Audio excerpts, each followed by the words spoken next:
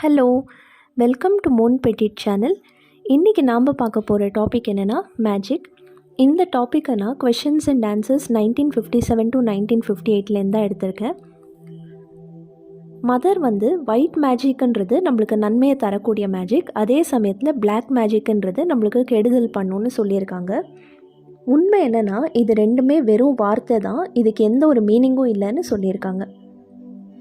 நாலேஜை சுருக்கி மெட்டீரியல் ஃபார்முலாஸாக மாற்றினா அதுதான் மேஜிக்னு மதர் சொல்லியிருக்காங்க. சில நம்பர்ஸ் இருக்குது, அதே சமயத்தில் சில வேர்ட்ஸ் இருக்குது. இந்த வேர்ட்ஸு இந்த நம்பர்ஸோட காம்பினேஷன்ஸ் இருக்குது. அதை நம்ம கரெக்டாக ப்ரனவுன்ஸ் பண்ணோன்னா இல்லைன்னா கரெக்டாக எழுதணுன்னா நம்மளுக்கு எந்த ஒரு இன்னர் பவர் இல்லைனாலும் அது கரெக்டாக ஆக்ட் பண்ணணுன்னு சொல்கிறாங்க. இப்போது அக்கல்டிசமில் மேஜிக்குன்னு சொல்கிறது சயின்ஸில் நம்ம கெமிக்கல் ஃபார்முலாஸோடு ஒப்பிடலான்னு சொல்லியிருக்காங்க. இப்போ சயின்ஸில் நம்ம சில கெமிக்கல்ஸ் எல்லாம் கம்பைன் பண்ணோன்னா அது மூலயமா நம்மளுக்கு ஒரு ரிசல்ட் கிடைக்கும். நம்ம ஜஸ்ட்டு அவங்க என்ன சொல்லியிருக்காங்களோ அதை பிளைண்டாக ஃபாலோ பண்ணோன்னா நம்மளுக்கு அந்த விஷயம் கண்டிப்பாக கிடச்சிரும். இப்போ நம்ம சயின்ஸில் பார்த்தோன்னா சில எலிமெண்ட்ஸ் எல்லாம் இருக்கும், அதெல்லாம் கம்பைன் பண்ணோன்னா அதுலேருந்து ஒரு விஷயம் நம்மளுக்கு கிடைக்கும். இப்போ சால்ட்டுக்கு என்னென்னா சோடியமும் குளோரைடையும் சேர்த்துனா நம்மளுக்கு சால்ட் கிடச்சிரும். அதே மாதிரி வாட்டர்னால் ஹைட்ரோஜன் ப்ளஸ் ஆக்சிஜன்னு எல்லாருக்குமே தெரிஞ்சிருக்கும். ஸோ இந்த மாதிரி சில ஃபார்முலாஸை நம்ம சேர்த்துனோன்னா நம்மளுக்கு ஒரு குறிப்பிட்ட ரிசல்ட் கிடைக்கும். நாம்ளே இப்போது ஸ்கூல் படிக்கும் போதெல்லாம் ப்ராக்டிகல்ஸ்லாம் பண்ணியிருப்போம், கெமிஸ்ட்ரி லேபில் நிறையா ட்ரை பண்ணியிருப்போம். நம்ம அதில் என்ன சொல்லியிருக்கோ அதை அப்படியே பிளைண்டாக ஃபாலோ பண்ணோன்னா நம்மளுக்கு தேவையான ரிசல்ட் கிடச்சிரும். இது எந்த ஒரு ஃபூலாக இருந்தாலும் பண்ண முடியும்னு மதர் சொல்லியிருக்காங்க. அதே மாதிரி தான் இந்த அக்கல்டிசம்லேயும் சில சவுண்ட்ஸு, சில லெட்டர்ஸ், நம்பர்ஸ், வேர்ட்ஸ் எல்லாம் இருக்குது. அதுக்குன்னு ஒரு இன்னர் குவாலிட்டிஸ் இருக்கும். ஸோ அதை நம்ம கரெக்டாக யூஸ் பண்ணோன்னா நம்மளுக்கு தேவையான ரிசல்ட் கிடச்சிரும்னு சொல்லியிருக்காங்க. எந்த ஒரு பர்சன் ரொம்ப முட்டாளாக இருந்தாலும் அவர் இதெல்லாமே கரெக்டாக லேர்ன் பண்ணிக்கிட்டு அதில் என்ன சொல்லியிருக்கோ அதை ஃபாலோ பண்ணார்னா அவருக்கு தேவையான ரிசல்ட் வந்துடும் அப்படின்னு சொல்லியிருக்காங்க. அதே சமயத்தில் ஒரு மந்த்ராவை நம்ம எடுத்துக்கிட்டோன்னா அந்த மந்த்ரான்றதே ஒரு அக்கல்டிசத்தோடு ஒரு உருவம் தான்.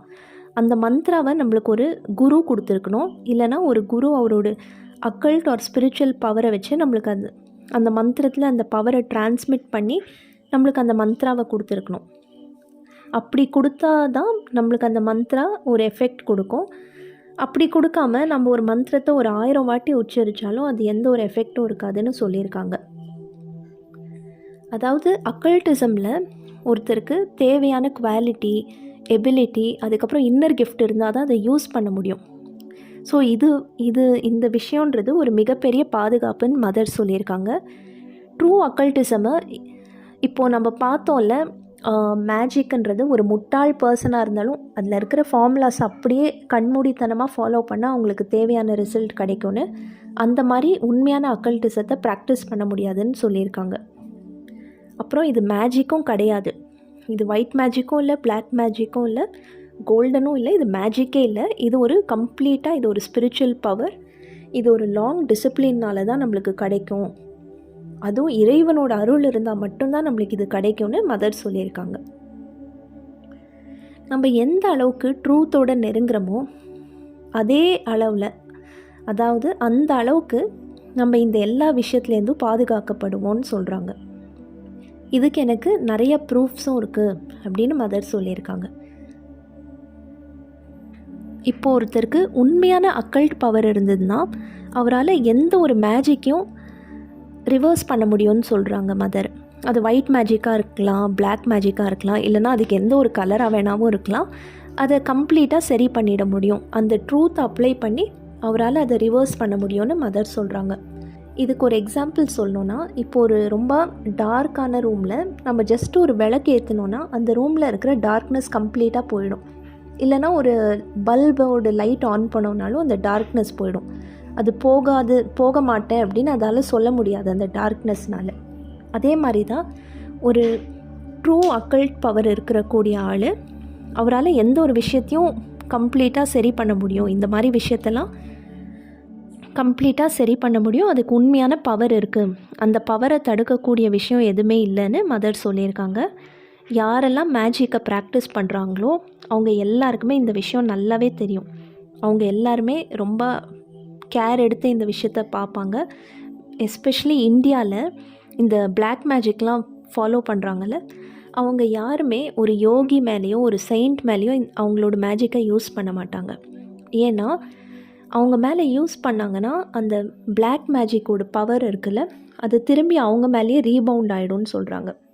இதுக்கு மதர் என்ன சொல்கிறாங்கன்னா, இப்போது ஒரு வால் மேலே நம்ம பாலை தூக்கி போட்டோன்னா அந்த பால் பவுன்ஸ் ஆகி திரும்பி நம்ம மேலேயே வந்து விடும். அதே மாதிரி தான் இந்த யோகிங்க மேலே பிளாக் மேஜிக்கை யூஸ் பண்ணாங்கன்னா இந்த மாதிரி பீப்புள், அந்த பிளாக் மேஜிக் திரும்பி அவங்க மேலேயே ரிவர்ஸ் ஆகிடும்னு சொல்கிறாங்க. அந்த யோகி, அந்த மகான்கள் எதையுமே செய்ய மாட்டாங்க, அவங்கள ப்ரொடெக்ட் பண்ணிக்க எதுவுமே பண்ண மாட்டாங்க. அது ஆட்டோமேட்டிக்காக நடக்கிற ஒரு விஷயம்னு சொல்கிறாங்க. இப்போது கரண்ட் பாட்டுக்கு பாஸ் ஆகிட்டே இருக்கும், அதில் நம்ம கை வச்சோன்னா நம்மளுக்கு ஷாக் அடிச்சிடும். ஸோ அதே மாதிரி தான் இந்த மகான்களும் எதையுமே பண்ண மாட்டாங்க அவங்கள பாதுகாக்கிறதுக்கு. அது ஆட்டோமேட்டிக்காக நடக்கிற ஒரு விஷயம்னு சொல்கிறாங்க. அவங்க ஒரு ஹையர் கான்ஷியஸ்னஸில் இருப்பாங்க. அதே மாதிரி ஒரு இன்னர் பவரும் அவங்களுக்கு இருக்கும்.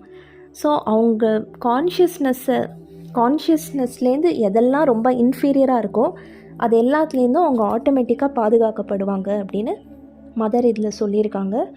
அதே சமயத்தில் அவங்களோட பவரை அவங்க மற்றவங்கள ப்ரொடெக்ட் பண்ணுறதுக்கும் யூஸ் பண்ணலான்னு சொல்லியிருக்காங்க. இப்போது நம்மளுக்கு யாராவது ஒரு இந்த மாதிரி பிளாக் மேஜிக் யூஸ் பண்ணுறாங்க, இல்லைனா அந்த யோகிக்கு அது தெரிய வந்து நம்ம அவர்கிட்ட ஹெல்ப் கேட்குறோன்னா அவரோட ஆரா நம்மளை ஒரு பிளாங்கெட் மாதிரி கவர் பண்ணிடும், நம்மளை ஒரு போர்வை மாதிரி நம்மளை பாதுகாக்கும்னு சொல்கிறாங்க. ஸோ அந்த மாதிரி அவரோட ஆரா நம்மளை கவர் பண்ணியிருக்கும் போது நம்ம மேலே யாராவது இந்த பிளாக் மேஜிக்லாம் யூஸ் பண்ணாங்கன்னா, அதே மாதிரி இப்போது ஒரு வாலில் பால் போட்டால் எப்படி ரிவர்ஸ் பவுன்ஸ் ஆகி அவங்களே அடிக்கும், அதே மாதிரி அந்த விஷயன்றது ரீபவுண்ட் ஆகிடும்னு மதர் சொல்லியிருக்காங்க. தனக்கு யூஸ் பண்ணும்போது இந்த விஷயம் நேச்சுரலாக இருக்கும், அது ஆட்டோமேட்டிக்காக நடக்கும். அதே யாரையாவது ப்ரொடெக்ட் பண்ணோன்னா அதில் அந்த யோகியோட கான்ஷியஸ் வில்லை அவர் போடணும், அதாவது யோகியோட கான்ஷியஸ் வில் தேவைப்படும்னு மதர் சொல்லியிருக்காங்க.